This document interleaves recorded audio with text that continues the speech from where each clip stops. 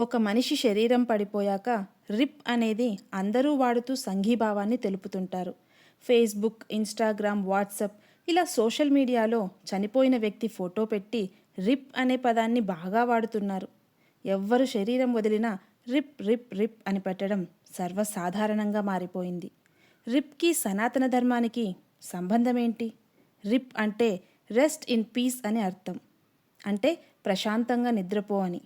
ఇది పునర్జన్మ నమ్మని మతాల వాళ్ళకి వర్తిస్తుంది, కానీ కర్మ మరియు పునర్జన్మ నమ్మే సనాతులకు ఇది వర్తించదు. క్రైస్తవం ప్రకారం జడ్జిమెంట్ డే వరకు ఆత్మ నిరీక్షించాలి. ఇస్లాం ప్రకారం కూడా కయామత్ కే దిన్ వరకు నిరీక్షించాలి. జడ్జిమెంట్ డే లేదా కయామత్ కే దిన్ వచ్చినప్పుడు శవాలన్నీ పునర్జీవులవుతాయని నమ్ముతారు. ఆ రోజు వరకు చనిపోయిన వారి ఆత్మ ప్రశాంతంగా రెస్ట్ తీసుకోవాలని రిప్ ద్వారా తెలియచేస్తారు. మరి సనాతన ధర్మం ప్రకారం శరీరం భౌతికమైనది, ఆత్మ నాశనం లేనిది. ఆత్మకు అలసట ఉండదు, మరి విశ్రాంతి ఎందుకు?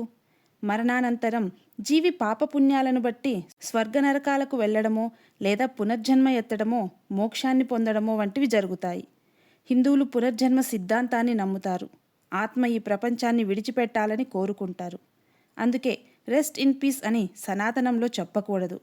ఫ్యాషన్ కోసమో స్టైల్గా ఉంటుందనో తెలిసో తెలియకో గుంపులో మందలాగా రిప్ అని రాయకూడదు.